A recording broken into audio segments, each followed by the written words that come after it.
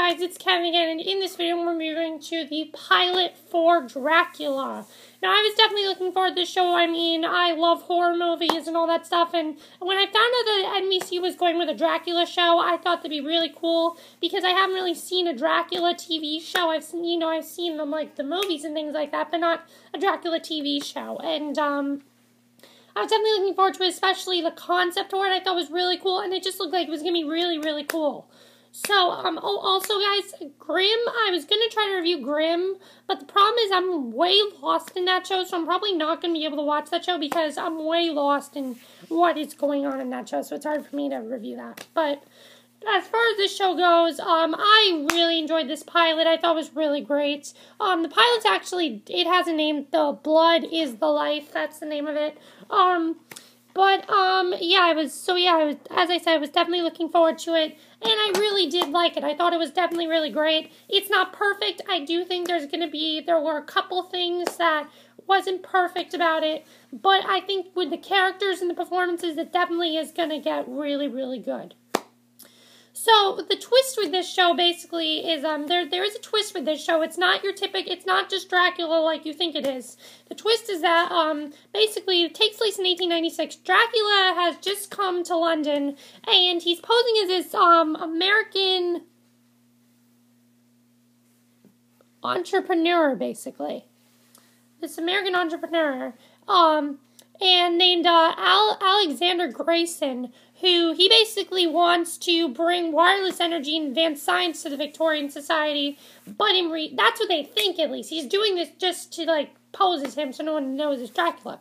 In reality, though, he's actually doing this to seek revenge on those who betrayed him centuries earlier, and his secret cable, known as the Order of the Dragon, as Dracula's plans move toward fruition, though, he falls hopelessly in love with this girl, Mina Murray, who we're going to get to her character. But that's the basic plot, and I thought it was really, really cool. So let's just get to the performances. First of all, you have, our main star here is Jonathan Rhys-Meyers as Dracula. He's also Alexander Grayson. This is what I love about this character. When he is posing as Alexander Grayson and Dracula, there's a pretty big difference. I think he did a really great job with this, because, I mean, he doesn't have, he has to put on an American accent. Two, he has to put on a Victorian accent.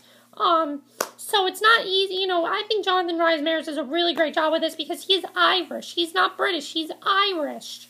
And, for that reason, I think it definitely is a very big thing, and I thought he did a really great job. In the beginning, when he was Alexander Grayson and Dracula, I'm like, I can't really tell the difference here, but then as the time went on, I'm like, oh yeah, there's a big difference here. There definitely is a very big difference here. I thought he did a really great job, and I really loved his character. Moving on to, so I think Jonathan Rhys-Meyers by far is the best part of the show. He's also very menacing when he's Dracula. He's very charming when he's Alexander Grayson, but he's very menacing when he's Dracula. So it's definitely going to be very cool to see him do both of these roles. The other character we have here is Jessica D. Gow as Mina Murray. Now, the interesting thing about Mina Murray is that she's a very interesting character. She may or may not be the reincarnation of his dead wife, basically, and he's starting to fall in love with her. She does not realize that he is Dracula. She just thinks he's Alexander Grayson, basically, and it's something going to be very interesting to see what happens between the two of them. I think it's going to be very interesting for when she finds out he is Dracula, because I know that's going to happen. It's going to be a very big scene whenever that happens, and I can't wait to see what else happens with the character. Who I really liked that they changed, though, was actually a very big surprise for me. No one I thought would be, I didn't think anyone else would be as good as Jonathan Rhys-Meyers, but just as good as him was Oliver Jackson Cohen as Jonathan Harker. Now, usually Jonathan Harker is an Englishman. He's, very, not very bright. He's kind of dumb or whatever, and, they completely changed his character. Oliver Jackson Cohen is black, and he is very, dedicated to his job. He really wants to help out Dracula, whatever he does. Whenever he is Alexander Grayson or Dracula, he is helping him completely, and I thought he did a really great job. What I love about his character is that he just stays loyal to Dracula. There's nothing else he does. He just stays loyal to him, and that's what I really love about his character, is that he stays loyal to him, and he never leaves his side. So that's what I really loved about his character. So yeah, that was definitely really, really cool. The other thing really cool about the show is that, what was the problems I had with the show? problems I have with this show is that I don't think we got to see enough of him. I do have a hard time sometimes when he's Alexander Grayson, when he's Dracula. I do think it's going to get a little bit confusing because the accents are not that different. Dracula does not have much of an accent.